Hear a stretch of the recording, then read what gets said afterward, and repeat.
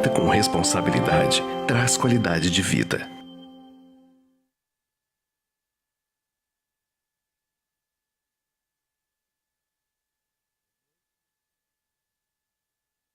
Brinca no nosso Bari Horário, no nosso Bari Canal, para mais um Bari Live. Esse sucesso das terças-feiras, onde toda a comunidade bariátrica, os pacientes e os nossos colegas médicos e da equipe multiprofissional estão acostumados. E hoje vai ser uma noite bem interessante. Ao meu lado eu tenho, além de dois diletos amigos de longa data, que começaram com a gente lá atrás, muito tempo atrás, nos primórdios da cirurgia bariátrica, e nada melhor do que esse grupo de experts na cirurgia para a gente falar sobre os avanços da cirurgia bariátrica. Dr. Luiz Cláudio Chaves, mais à esquerda, foi o pioneiro da cirurgia bariátrica no norte, ele na sua maravilhosa e quente Belém. Ele tem aqui, vai nos dar o prazer hoje. O doutor Luiz Cláudio, ele é mestre em gastroenterologia, é doutor em biologia dos agentes infecciosos, membro titular da Sobracil, do CBC e também da Sociedade Brasileira de Cirurgia Bariátrica e Metabólica, além de ser professor da Universidade do Estado do Paraná e coordenador do Serviço de Cirurgia do Hospital Porto Dias. No meio, nosso atual presidente da sociedade, né, Caetano?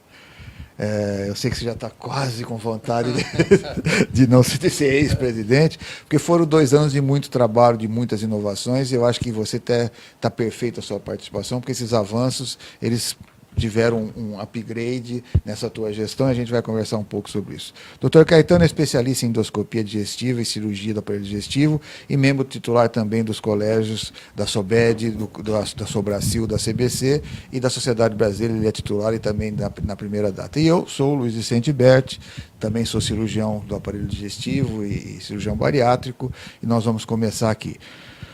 Luiz, vamos começar com você, já que você veio de mais distantes. Hoje, depois de ter vivido a sociedade esses anos todos, o que você acha que a sociedade ela teve de capacidade para estreitar a relação entre eles que estão nos ouvindo, nossos internautas, pacientes, e a cirurgia bariátrica? O que você, na sua opinião, como é que isso aconteceu? Bom, primeiro, boa noite a todos. É um prazer estar aqui no Bari Live e que nós sempre estamos assistindo também. A sociedade ela tem um papel em rede e nós somos uma república e a própria formatação da sociedade é uma formatação republicana, dividida por estados. E a gente sempre tem de pensar no Brasil em todos os estados e toda a população e difundir. Então, de um núcleo pequeno, em 1999, de 17 pessoas na Beneficente Portuguesa, numa sala única, para os dias de hoje, para esse nosso último maravilhoso congresso em Fortaleza,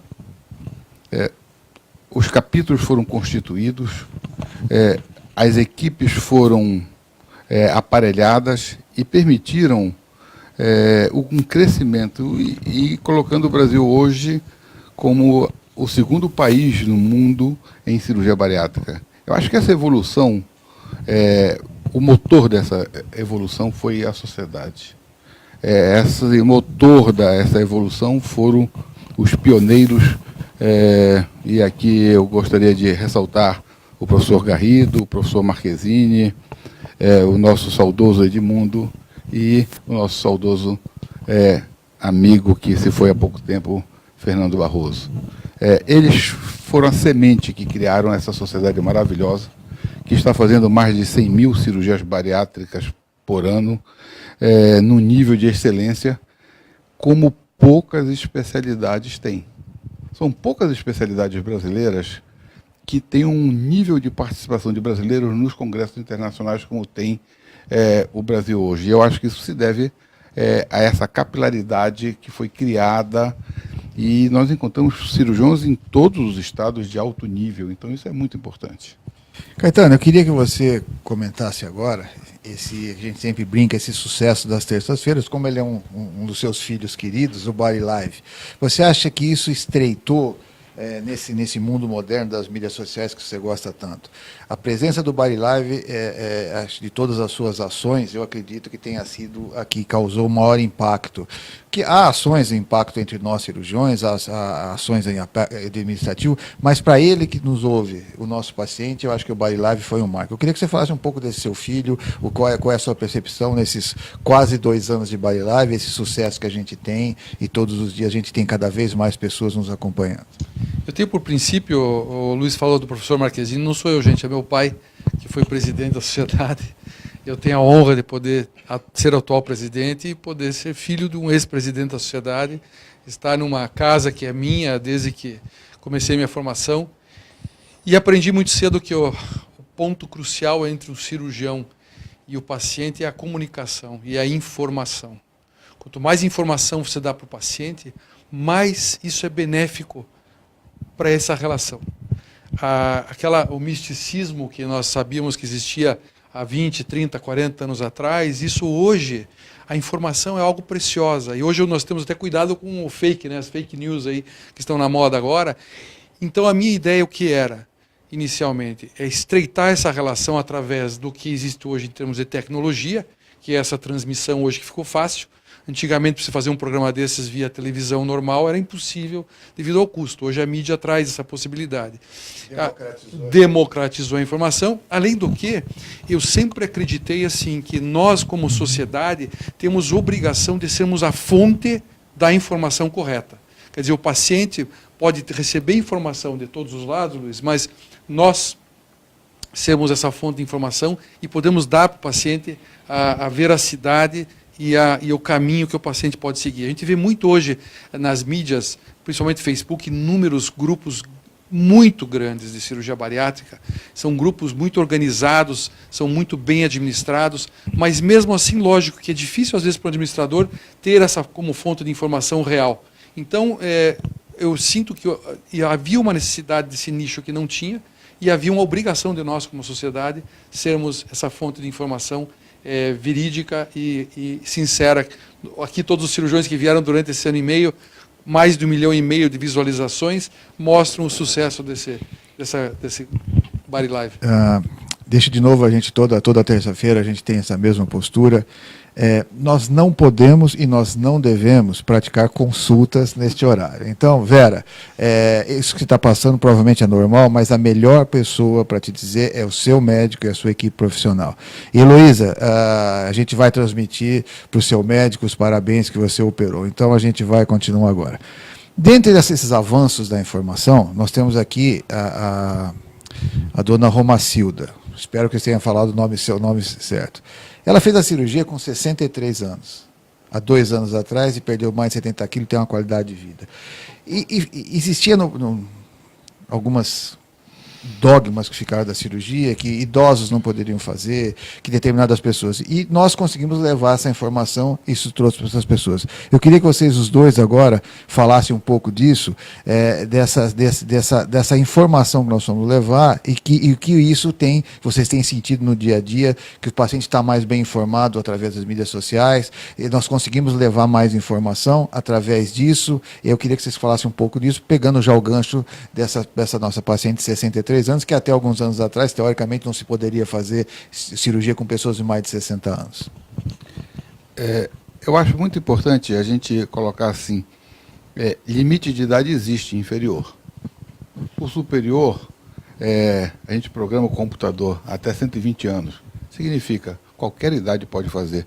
Não é a idade que determina a decisão de fazer ou não fazer, é a saúde do paciente. Posso ter até um paciente mais jovem que, por condições clínicas, a cirurgia não seja possível. E enquanto que a 63 ou 65, depende até do conceito conforme o país que a gente esteja falando. E o que a gente vê é a longevidade e a expectativa de vida cada vez mais crescendo com qualidade. Eu acho que a gente desfruta já um pouco disso aqui no Brasil. Então, não há um limite de superior adequado. Eu acho que há uma condição clínica adequada. E nós já tivemos a oportunidade, o nosso paciente pessoal mais idoso tinha 72 anos. E, por acaso, há uns 15 dias atrás, ele esteve no meu consultório. Ele tem 8 anos de operado, tem uma qualidade de vida muito maior, muito melhor, e certamente ele está presente ainda pela qualidade de vida, até por ter melhorado a sua condição clínica com a cirurgia bariátrica. Pegando um pouco já essa linha da informação que nós damos para o paciente, e aproveitando o gancho, nós não temos o limite máximo, porque hoje não se tem pessoas de 60 anos, elas estão extremamente ativas, e são pessoas que vão viver provavelmente até os 85, 90 anos. Mas e aquele grupo que ainda continua num buraco negro, são aqueles nossos adolescentes, Caetano, que estão aí com seus 12, com seus 13, com seus 14 anos, e que já estão hipertensos, que já têm o colesterol elevado, e que têm lá seus 140, 150 quilos. Nós sabemos que nós podemos fazer uma série de situações, mas nós não poderíamos começar também a pensar um pouco nisso, né, nessa situação? O que você acha a respeito, para a gente encerrar a faixa etária aqui das idades? Eu acho assim, eu queria até antes, Luiz, falar um pouquinho mais, só fazer alguns comentários a respeito da pessoa idosa que a gente opera. Sim, nós vamos Muitas pessoas idosas, o que a gente vê hoje na nossa clínica procurando, por causa desse acesso à informação, o grande problema é mobilidade. Essa pessoa de 65, 70 anos, às vezes não tem diabetes e hipertensão, mas ela está controlada e viveu bem. Está controlada, vivendo bem, está tudo certo, toma seu remedinho, está tudo controlado, perfeito, mas estão isoladas por problemas no de sofá, locomoção, no seu quarto, no seu apartamento, não podem brincar com seus netos, não podem conviver, ter um convívio familiar mais ativo, por problema de mobilidade. Tem contraindicação do ortopedista pelo excesso de peso para resolver um problema, às vezes, articular. Exatamente. E o peso não permite para dar mais mobilidade. Fazer a cirurgia ortopédica. E aí não se pode caminhar porque o ortopedista não deixa. E por outro lado, como é que ela vai perder peso? Então eles vão entrando num ciclo negativo. Né? Então, assim, essa área da mobilidade é curiosa, é a que mais me chama a atenção nessa faixa de idade do idoso.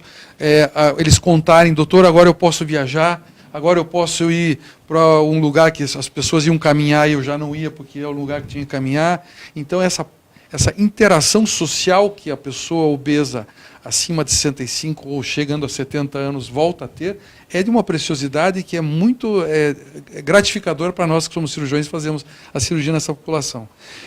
Com relação aos jovens, aí nós estamos mexendo numa área, eu acho assim, Luiz, muito complexo, porque eu tenho o meu lado de cirurgião, que é o nosso lado prático de querer resolver, e a gente vê crianças, às vezes, de 9, 10 anos de idade, já hipertensas, diabéticas, mas existe todo um envolvimento, logicamente, dos pediatras, dos endocrinologistas, endocrinopediatras, com certeza, que eu acho assim. Agora, eu não sou assim, digamos, restrito a uma lei. Eu acho que, com certeza, existem situações que há uma necessidade de uma intervenção mais agressiva. O Brasil, não há lei que aprove isso, mas nós sabemos que, no restante do mundo, alguns países, em casos muito especiais, liberam fazer cirurgia bariátrica em crianças e adolescentes abaixo de 16 anos. No Brasil, a partir de 14 anos de idade, em jovens que estão fazendo acompanhamento já desde a tenra infância, com obesidade, que não melhoram, que estão doentes, gravemente enfermos, inclusive em relação à mobilidade, problemas de interação social, problemas de ir para a escola, em que o pediatra concorde, em que haja um acordo com a família e com o endocrinopediatra, em casos especiais no Brasil, já prevê que essas crianças acima de 14 anos possam ser aventada a hipótese da cirurgia. E a partir de 16 anos a gente sabe que fica um pouco mais dentro da... A Márcia pergunta, e eu vou passar a pergunta para os dois, eu queria a opinião de cada um dos dois. Ela pergunta como se defender das mídias sociais, da quantidade de informações.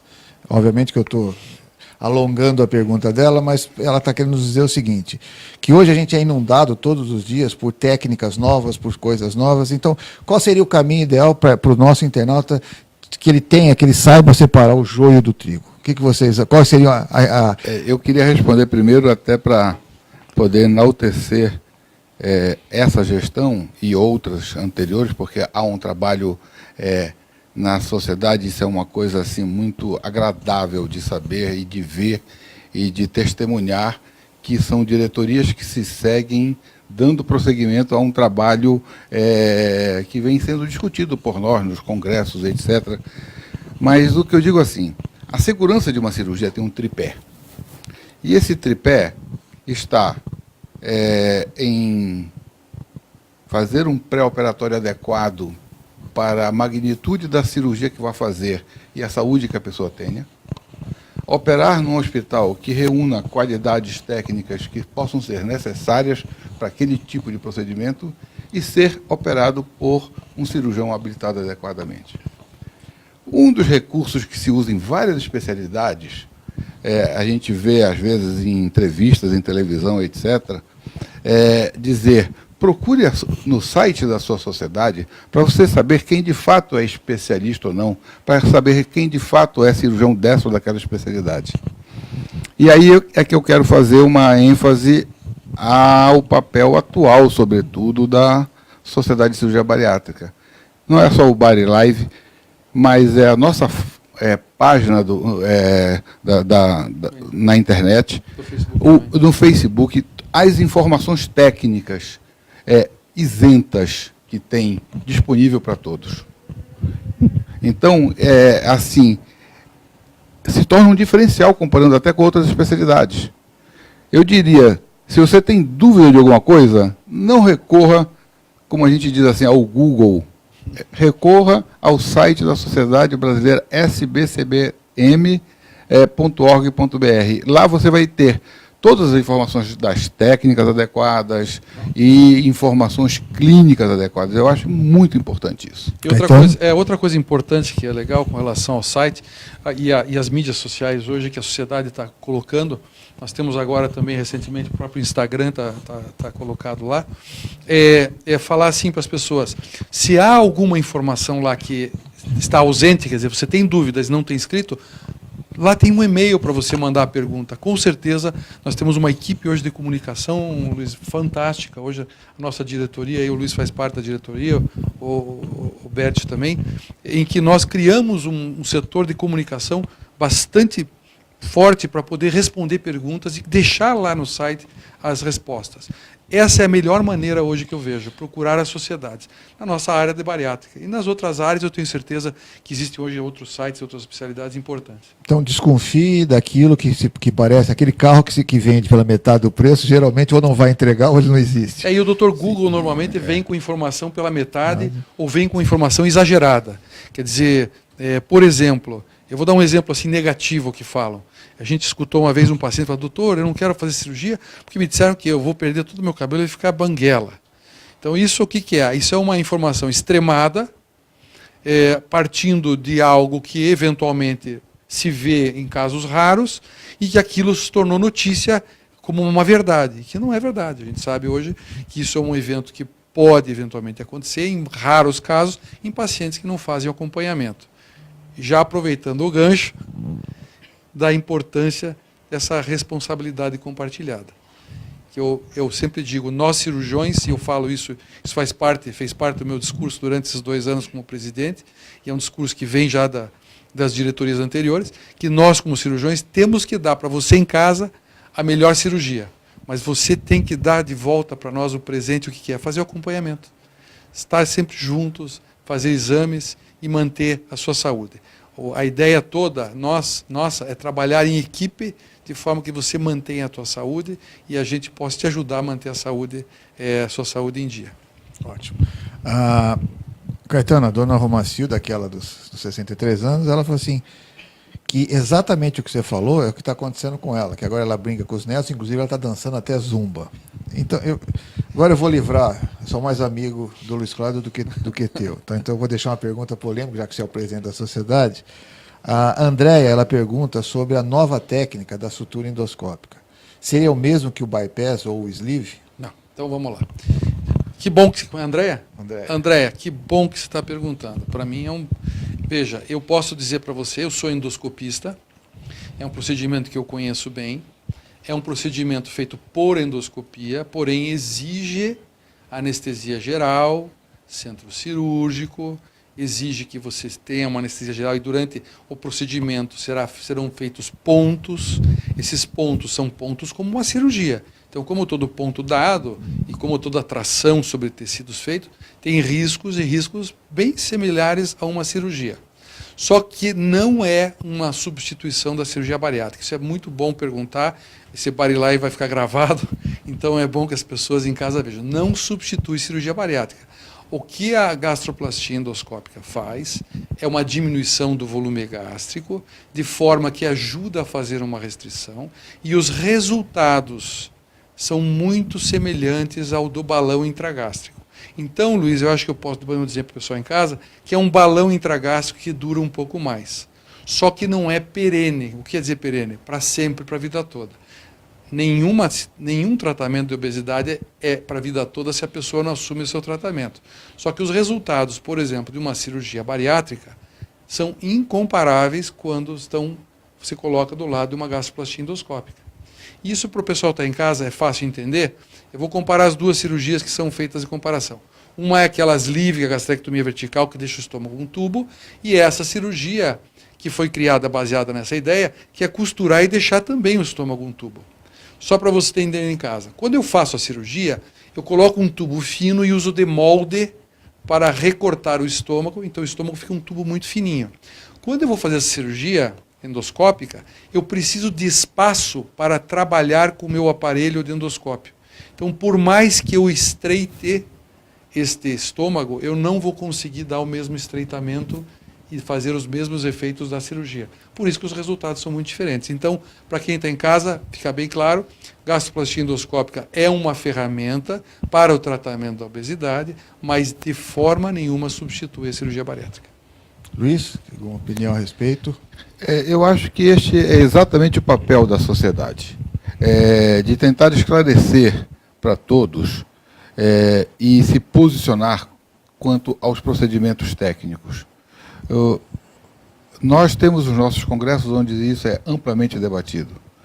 E há uma evolução. Se nós falarmos da cirurgia bariátrica no ano 2000, em 1998, quando começou praticamente, e a cirurgia bariátrica hoje, é uma diferença muito grande. A tecnologia nos trouxe os grampeadores em cirurgia aberta, que evoluíram em qualidade, veio a cirurgia laparoscópica, veio a primeira geração de grampeadores laparoscópicos, veio a atual, que torna a cirurgia extremamente segura, inicia a robótica, quer dizer, a evolução vai continuando, a coisa não para. E também, assim como essas, vem a endoscopia.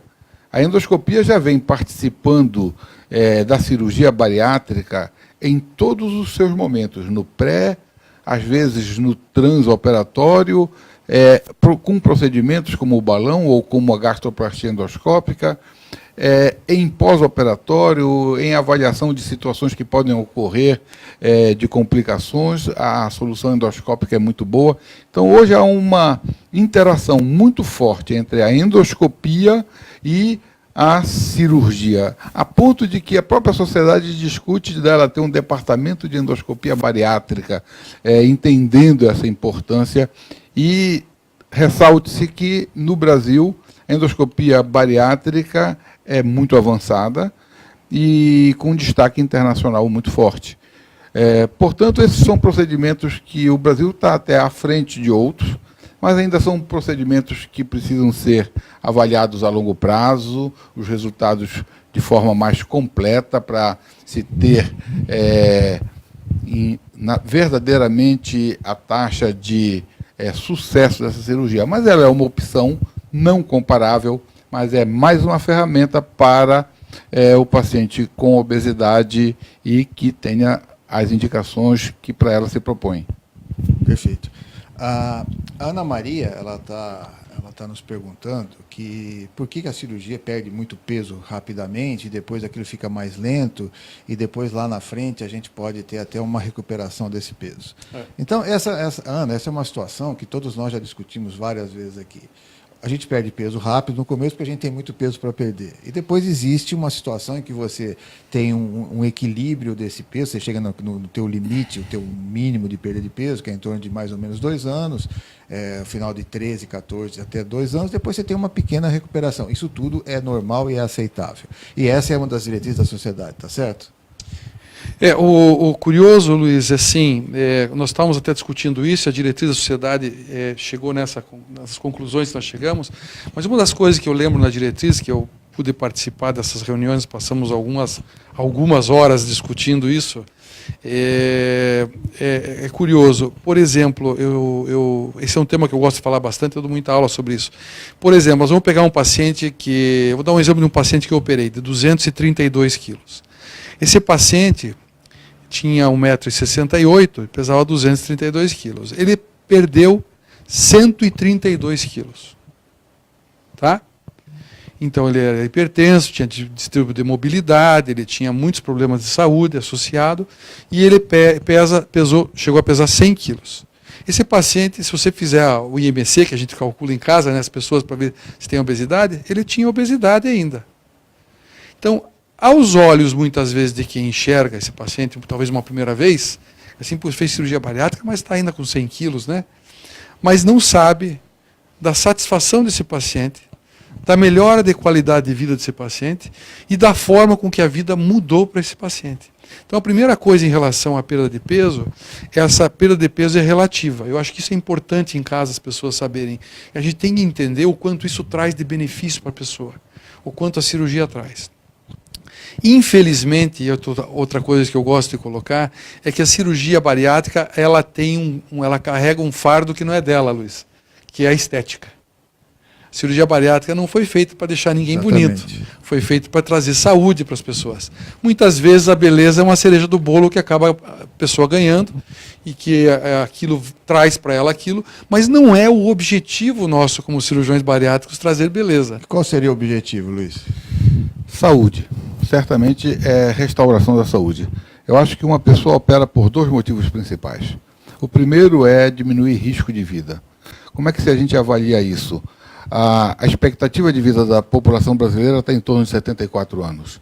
A expectativa de vida, segundo o IBGE, de um obeso mórbido brasileiro é algo em torno de 55, 57 anos, expectativa média de vida. Então, ao você diminuir o peso para um peso igual ao da população em geral, você readquire a possibilidade de ter uma expectativa de vida similar. Então, risco de vida é o primeiro.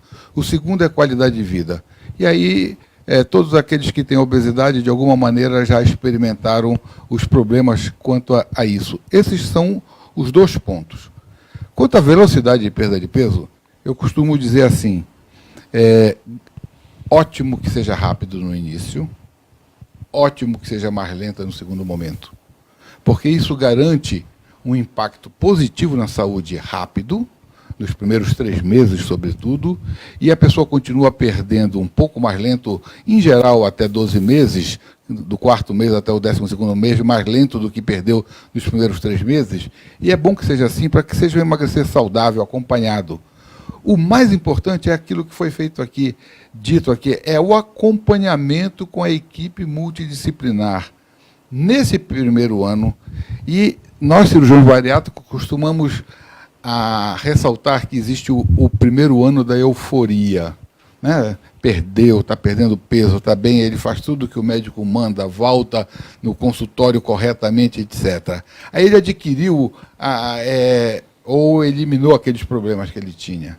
E aí ele começa a querer ter hábitos errados de novo e começa a diminuir a atenção dele com a sua saúde e o não retorno regular no consultório da equipe multidisciplinar. Este é um equívoco e eu acho que esse tem sido um dos grandes desafios da sociedade e nós temos assim um perfil, o paciente obeso ele tem um perfil já indisciplinado. E nós estamos, como uma sociedade de cirurgia bariátrica e metabólica, com 2 grupos de pacientes indisciplinados que não aderem a tratamento com facilidade, que é a obesidade, é o diabetes. E esse é o perfil dele pré. E de não aderência, ele não vai ao endocrinologista regularmente, e a gente faz ele experimentar um outro estilo de vida. E o desafio é fazer ele se manter nesse novo estilo de vida a longo prazo. Aí ele vai ter resultados de longo prazo muito mais duradouros e assim estáveis. Mas naquela pesquisa que a gente realizou pela sociedade, um dos tópicos, nós discutimos há 2 semanas, mais ou menos, aqui no Body Live, e um dos tópicos foi levantado foi que o paciente, depois que ele faz a cirurgia, ele muda o estilo de vida. Esses pacientes eram pacientes de mais de 5 anos. E eles mudaram o estilo de vida exatamente por entender, e depois da cirurgia eles passaram a ter idas mais à equipe multidisciplinar do que normalmente eles iam antes das coisas. Será porque nós não demos para ele um resultado, e ele dessa vez ele viu alguma coisa que acontecia? Eu acho, Luiz, que é complexo. Hoje existe uma relação. Existe uma relação bem interessante do médico e paciente quando você fala a respeito de retorno, de retornar. O paciente, na verdade, quando ele procura o médico, ele quer, a partir de um momento, se sentir independente. Ele quer estar independente, ele quer não estar mais precisando, necessidade. Então, uma das formas de dar essa independência hoje para o paciente, ele procura através da informação. Vamos voltar para o assunto inicial. A informação. Aonde que eu vou buscar a informação? Muitas vezes eu falo que o Dr. Google, que você comentou, que é o nosso grande, eu não diria inimigo, mas atrapalha às vezes a informação, a forma com que ela chega. E esse grande inimigo que traz a informação errada é que acaba afastando mais ainda, porque isso dá uma confiança falsa para o paciente, que ele acha que ele não precisa ir, porque agora eu já sei onde tem a informação que eu preciso. Então a informação do profissional, daquele profissional que vai analisar você como indivíduo e não você como uma massa, porque a informação que você lê às vezes num local, aquilo é uma informação geral. Quem vai te dar o atendimento como indivíduo, fazer um tratamento individualizado, adequado, de reposição adequada, é o seu médico, é a equipe multidisciplinar. Vão aprender a conhecer você nos teus retornos. Não vai ser uma coisa parada na tua frente, é alguém que vai interagir com você, tirar as dúvidas que você precisa. Então é importante esse retorno. Uma das coisas que a sociedade, eu queria aproveitar agora para fazer um pré-lançamento, que a sociedade vai lançar nos próximos 2 meses, o Body Life, que é um aplicativo da sociedade para os pacientes. Vão ter fontes de informação com dicas semanais, vídeos semanais dessas dicas. A entrada do Body Life, para entrar nesse aplicativo, vai ser a carteirinha digital, a carteirinha de operado, que é uma coisa já tradicional da sociedade, nós criamos isso. Isso é usado em alguns centros hoje, até para algumas promoções, descontos de restaurantes e tudo mais. Então, assim, nós vamos criar a carteirinha digital, vamos criar o Body Life, que vai ter dentro dele dicas semanais, a pessoa pode colocar a data que foi operada, vai avisar quando tem que retornar, vai avisar indícios clínicos de você olhar no espelho, eventualmente ver um cabelo quebradiço, que isso pode ser indício de falta de vitamina e procurar um nutricionista ou endocrinologista. Então nós vamos lançar isso aí, Luiz, que é a informação. A Cris, ela está indo um pouco nisso que você está falando, que ela está dizendo que às vezes os pacientes depois se sentem tão bem. Vamos pegar as 2 perguntas que estão aqui, que chegaram as 2 últimas. Depois a gente volta para trás nas outras perguntas, nós não vamos esquecer de todo mundo. A Maria Mello, ela fala que ela está tão bem, ela já fez a cirurgia há quase 2 anos, que ela esquece que ela tem a cirurgia. Ela está tão bem, ela vive bem, está tão tranquila. E a Cris Clavé, ela fala que em seguida que alguns pacientes, talvez até por se sentir tão bem, eles não acompanham mais e deixam de ir ao médico. E aquela pesquisa também mostrou que, às vezes, o médico que acompanhava o paciente não era nem o endocrinologista, que às vezes tinha visto esse paciente, e nem nós, cirurgiões, e nem a equipe disciplinar. Da mulher era o ginecologista, que acaba sendo o grande médico da mulher, e do homem seria o cardiologista ou urologista. E não que eles não estão acostumados a tratar, mas às vezes não conhecem as nuances e os pequenos caminhos da obesidade. Então, você acha que com o lançamento desse aplicativo, a gente vai conseguir, de repente, até esses mesmos pacientes que dizem, que acham que estão bem, eles vão poder ter mais uma informação para ter essa sequência? Sem dúvida, eu acho que esse aplicativo vai ser um grande sucesso. Você falou coisas importantes que eu acho que a gente não pode deixar de falar. Eu não quero que vocês deixem de escutar o ginecologista, Sim, nem escutar lógico. o clínico da família, nem o cardiologista. Mas é importante, se você for se consultar e fazer o seguimento com esses profissionais, que ele tenha pelo menos o conhecimento mínimo de alguns nutrientes que eles normalmente não pedem no exame. Sim. E que isso é importante. Muitas vezes, gente, não é só tomar uma vitamina todo dia. Tem alguns detalhezinhos, algumas pessoas, por isso que eu falo individual, né, Luiz? Tem pessoas que absorvem mais tem pessoas que não absorvem outros micronutrientes. Esse cuidado é muito importante. Eu costumo dizer que o nome da doença é obesidade, o nome da cirurgia... E é uma doença que não tem cura. O nome da cirurgia é bypass ou sleeve ou gastrectomia vertical. O nome do cirurgião pode ser Luiz Vicente, ou Caetano, ou Luiz Cláudio, mas sempre o Luiz Cláudio opera com um padrão que ele reproduz, mas eu opero uma pessoa diferente cada vez. Exato. Então, cada pessoa é um organismo diferente e cada pessoa tem um comportamento diferente. Essas são as duas variáveis. A cirurgia bariátrica é uma grande ferramenta que a gente coloca à disposição do paciente. Ela funciona, mas essa ferramenta precisa ser revisada. É uma comparação, às vezes, pode não parecer muito feliz, mas a gente não tem, quando compra um carro, fazer a revisão dos primeiro ano, 2.000 quilômetros, depois de 5.000 quilômetros. Para quê? Para garantir que o carro esteja funcionando bem, para garantir que o carro tenha uma sobrevida mais longa. Eventualmente, a gente precisa trocar a bateria do carro, trocar os pneus do carro, porque eles se gastam. E isso precisa de um especialista que examine o carro para poder afiná-lo. De alguma maneira, um organismo comparado com um motor, a gente pode fazer a comparação para a finalidade do segmento, para a finalidade da revisão preventiva e evitar a revisão corretiva do problema. É muito mais fácil. Então, sempre entender que o metabolismo desta pessoa, de você que operou, você que quer operar, ele não vai mudar. Nós vamos colocar uma ferramenta que vai mudar o seu hábito alimentar, que vai mudar algumas situações orgânicas suas, mas o seu metabolismo vai ficar igual. Então, você tem de saber que você não vai mudar. O paciente que é diabético, que opera, ele tem de continuar com o seu endocrinologista sendo acompanhado, com a sua nutricionista. Ele não é porque ele operou que vai poder comer... Nem que seja para ganhar elogio todo ano, né? Mas Sim, tem que ir lá. E ele não pode querer voltar a comer doce porque simplesmente está operado agora e perdeu peso ou o açúcar ficou controlado.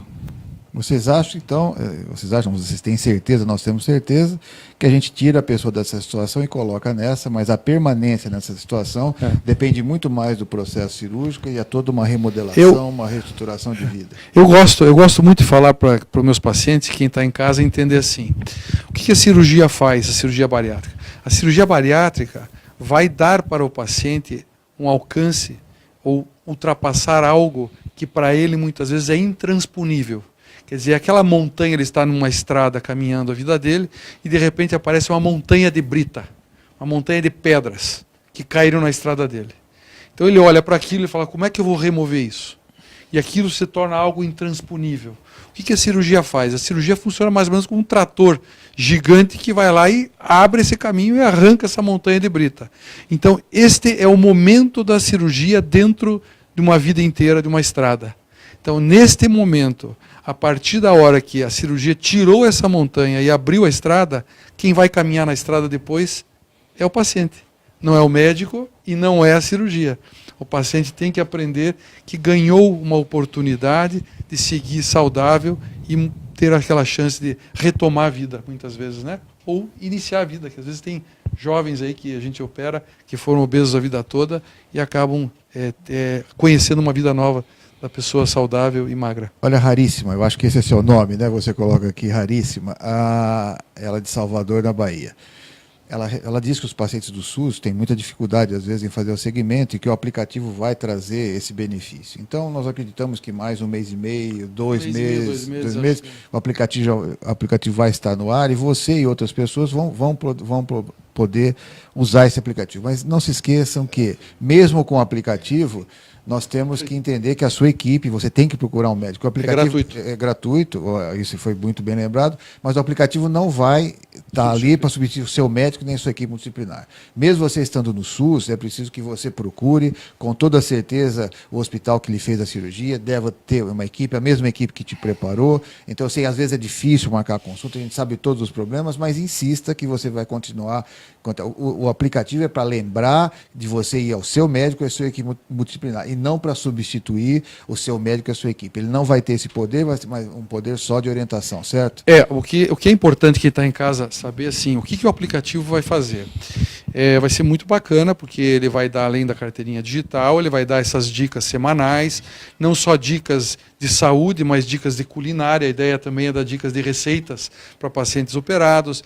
Nós fazemos pequenos vídeos alertando sobre o quê. Então não vai haver nenhum médico dizendo assim, olha, você tem que tomar... Não será um consultório virtual. Você tem que tomar tanta vitamina por dia, você tem que fazer isso, fazer aquilo. Não vai ter isso, gente. O que vai ter é, sim, por exemplo, um endócrino, um nutricionista, por exemplo, falando assim, olha, gente, observe seu cabelo, se ele está quebradiço, observe suas unhas, se elas estão meio esfoliando. Isso pode ser sinal de deficiências vitamínicas. Vá procurar seu nutricionista ou seu endócrino e avise ele. Olha, você reparou, por exemplo, que você está mais pálido?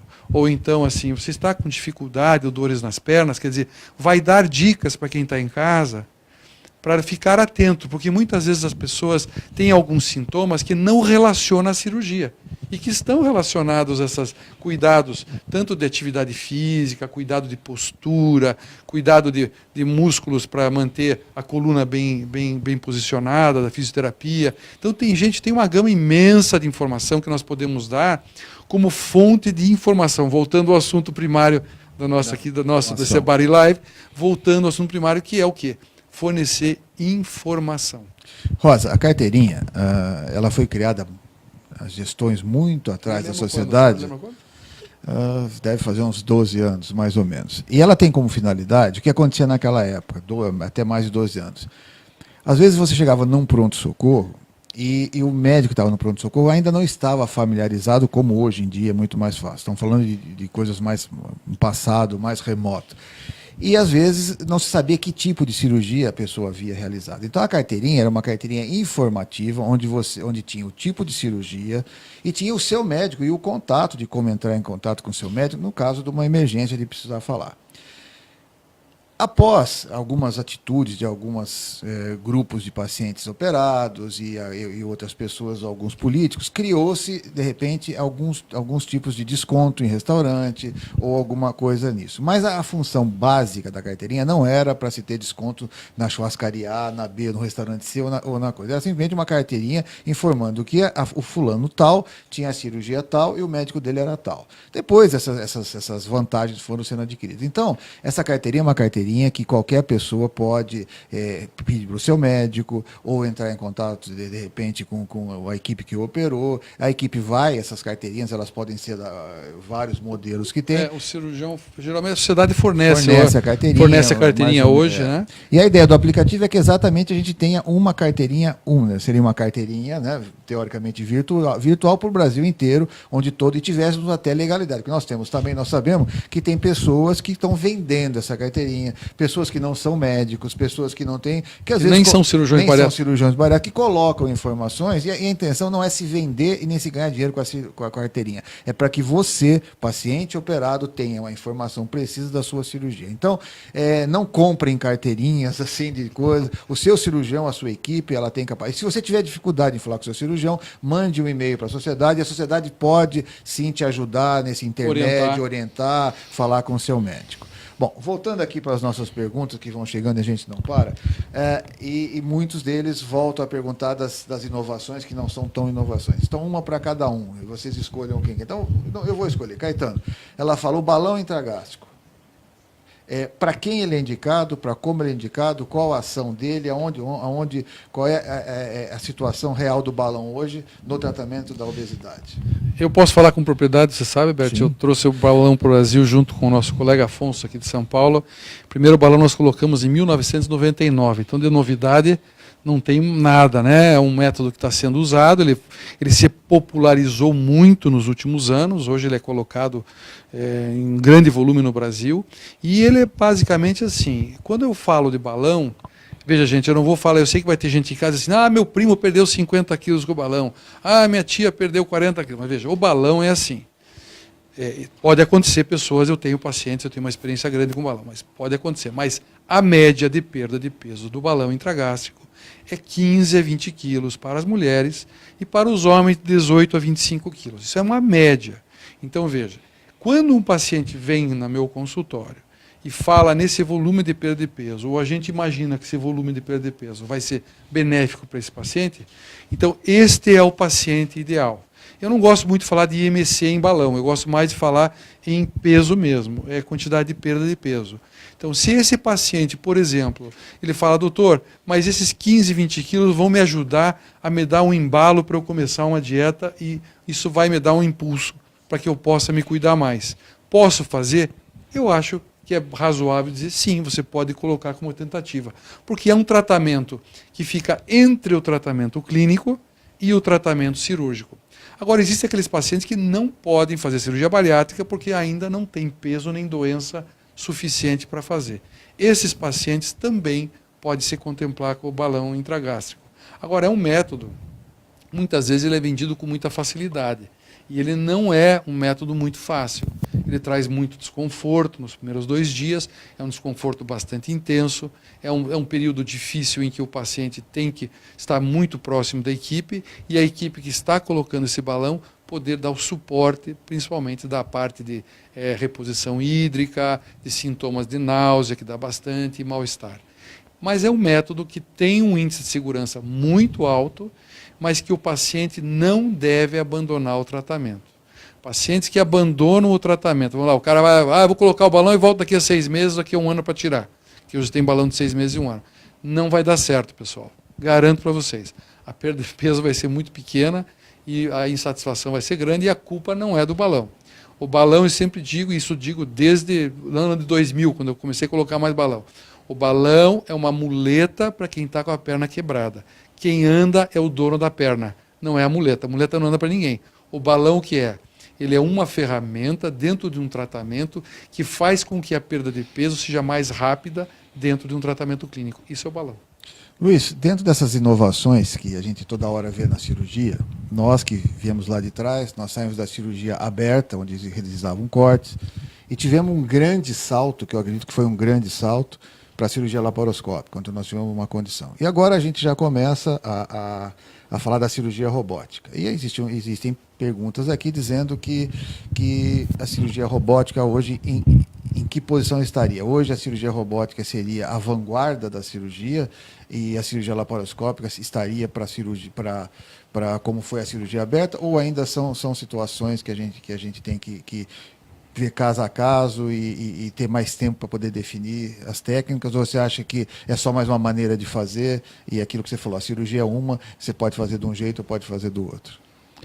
Olha, certamente a cirurgia robótica ela é uma decorrência da evolução tecnológica, muito forte.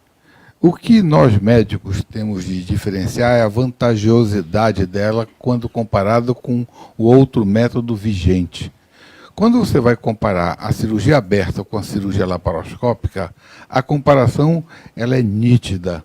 A clareza do procedimento minimamente invasivo. Aliás, já foi uma bandeira da sociedade a cirurgia... Obesidade sem marca. Da obesidade sem marca. Isso foi a cirurgia laparoscópica quem proporcionou. E todos esses ganhos não desapareceram, eles estão presentes. A cirurgia laparoscópica evoluiu fortemente nesses anos. Eu recordo Eu acho que eu fui o terceiro a fazer cirurgia laparoscópica no Brasil, por uma questão de momento e de oportunidade, até de adquirir equipamento em 1990, em Belém do Pará. E era uma câmera de um chip, era um insuflador de CO2 mecânico, a gente tinha de virar... Para vocês, câmera é a televisãozinha que a gente coloca dentro, e o insuflador é a coisa que joga o gás dentro da barriga. Em cirurgia laparoscópica. E hoje, os equipamentos são fantasticamente maiores, automatizados, alta definição, Full HD, uma nitidez de imagem maravilhosa. Os grampeadores são de linha tripla. Nós, quando vamos fazer algum treinamento com equipes e mostramos, você pega um estômago e de animal numa mesa de cirurgia experimental, mostrando depois o poder do grampeamento, grampeia aquele estômago, pega uma mangueira d'água e infla aquilo, e ele não rompe. São 3 suturas paralelas, uma ao lado da outra, que fez com que as complicações em cirurgia bariátrica ficassem, em cirurgia laparoscópica bariátrica, ficassem reduzidas a um número muito pequeno de casos, graças a Deus. A robótica, ela dá mais um passo. O problema da robótica ainda é um problema de demanda de equipamentos e custo de equipamentos. Ela traz uma visão mais completa da cavidade, ela permite algumas situações melhores dentro da cavidade em determinadas circunstâncias. Visualização 3D, né, que ela faz. Sim, você tem a sensação que está dentro da cavidade quando está operando em cirurgia robótica. Mas, em alguns ambientes, ou para alguns procedimentos, a cirurgia robótica ela já tem mostrado vantajosidade sobre a laparoscópica. De um modo geral, ela é um grande avanço que ainda está se firmando. Eu acho que é algo que vem, que está vindo, que está chegando, mas, sobretudo, por demanda de equipamentos e por uma relação custo-benefício, ainda não conseguiu, digamos, suplantar, porque a cirurgia laparoscópica ela tem evoluído dentro dela própria para esse nível que eu acabei de falar. Então, eu acho que é um procedimento muito bom. Estão sendo feitos em grupos de excelência, estão sendo feitos em grupos que estão tendo acesso aos equipamentos que estão disponíveis e por um grupo de pacientes que pode, eventualmente, arcar com esse tipo de custo. É que a evolução da cirurgia robótica dentro dessa tecnologia, ela foi um pouco mais lenta do que a laparoscópia. A robótica também não é novidade, nós acompanhamos robótica... Desde 2000. Então há 18 anos existe, para quem está em casa e acha que a cirurgia robótica é novidade. Não é. Nós acompanhamos a cirurgia robótica desde o ano de 2000, então ela não é novidade. O que a gente observou, por exemplo, e o Luiz chamou a atenção, por exemplo, o custo de material de cirurgia laparoscópica, os anos e a velocidade com que caiu o custo desse equipamento foi muito mais rápido do que na robótica. Nós não observamos isso nos últimos 18 anos. O que aconteceu nos últimos 18 anos com a robótica foi cada vez encarecer mais. Por que encarecer mais? É compreensível, porque a evolução da tecnologia aplicada dentro desse ambiente da robótica também foi muito custoso dentro da evolução. Mas nós acreditamos que hoje, provavelmente nos próximos anos, haverá uma queda drástica no custo, deixando mais acessível. Como foi a laparoscopia no passado? Exato. Agora, em termos de vantagens em relação à cirurgia laparoscópica, não é nítida ainda como é em outras especialidades, como, por exemplo, na urologia e na oncologia. Na cirurgia bariátrica ainda não mostra aquela vantagem toda que a gente gostaria que mostrasse. Assim, e para deixar claro, não se sintam, nós temos que entender que a gente mora num país que ele tem desigualdades que a gente tem. Então, o remédio, ele igual, muda o vidro. Se você tem a possibilidade de tratar uma doença séria chamada obesidade mórbida e suas consequências com uma cirurgia aberta, o trate, porque, de repente, a sua situação do seu local, do seu médico e do seu hospital, às vezes. Se você pode fazê-lo pela laparoscopia e pela robótica, aí são questões simplesmente de situação. Mas o remédio, ele é sempre o mesmo. É a cirurgia bariátrica, seja ela o bypass ou seja ela a gastrectomia vertical. Infelizmente, ainda a gente não pode ter a laparoscopia em todos os pacientes como nós gostaríamos, apesar de já ser aprovada pelo SUS, a gente tem os problemas financeiros ainda. Mas o remédio vai ser o mesmo, aberto ou fechado a laparoscopia. Eu acho, então, assim, tenham o seu tratamento e o façam, como o Luiz já disse, da maneira, procurando uma boa equipe e um bom local. Nós estamos aqui, assim, a gente ficaria aqui horas conversando, a gente gosta de falar sobre isso, só que o nosso tempo foi. Então, eu tenho mais 2 assuntos que vieram várias perguntas. Então, rapidamente, eu gostaria de perguntar, foram perguntas redundantes. Então, eu sei que você também já é um adepto disso e faz.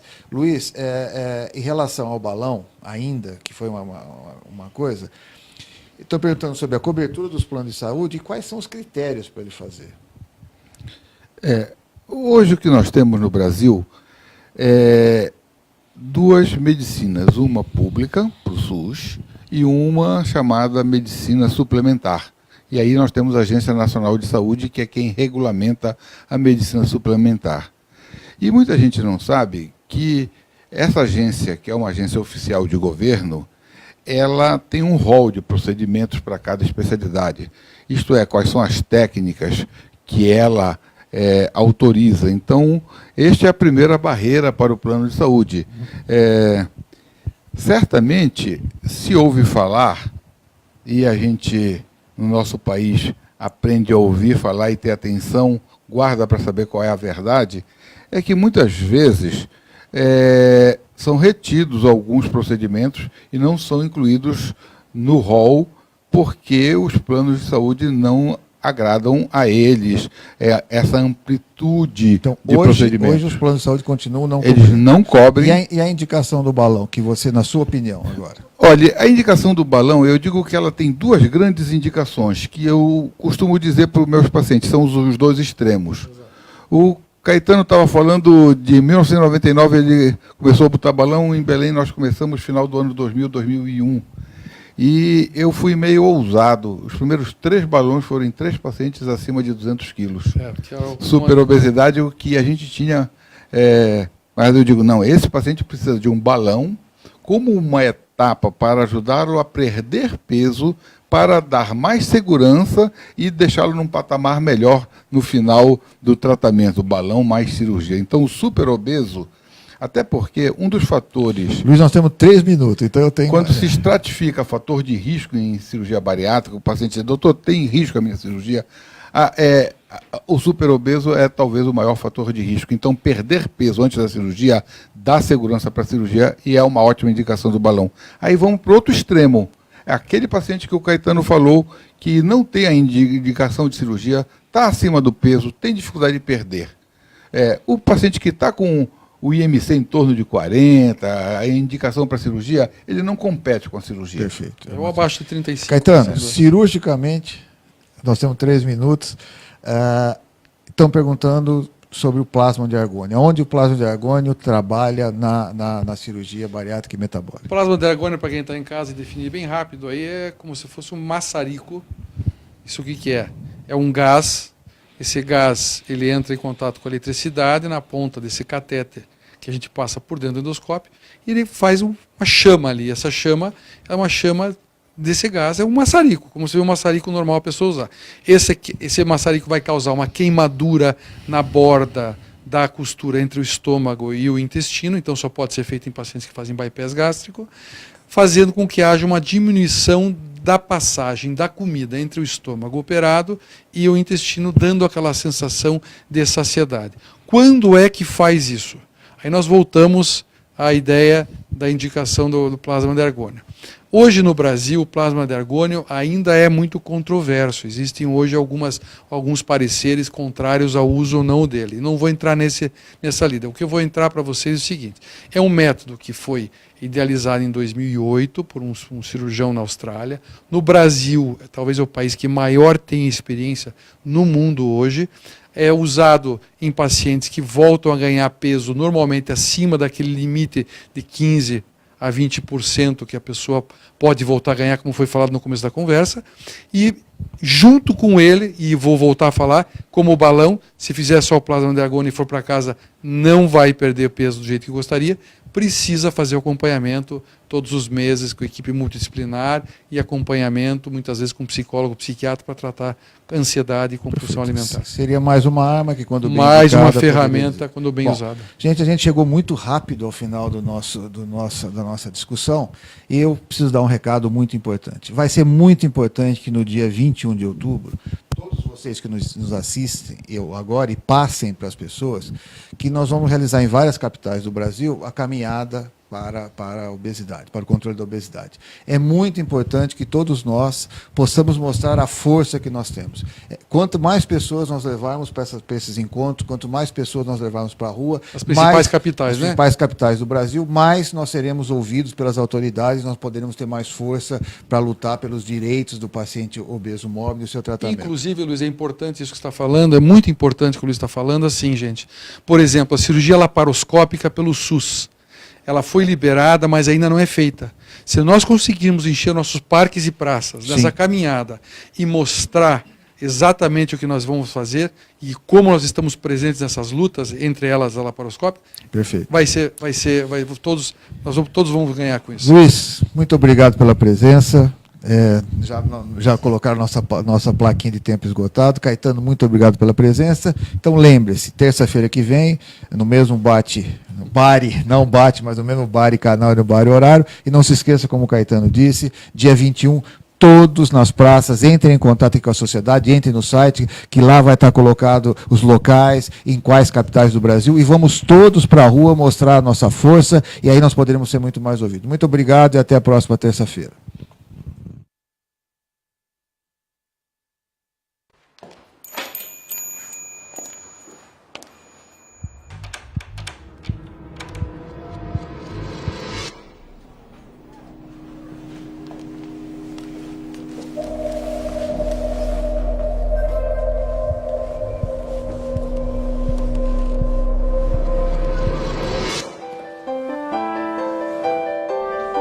Cirurgia bariátrica, feita com responsabilidade, traz qualidade de vida.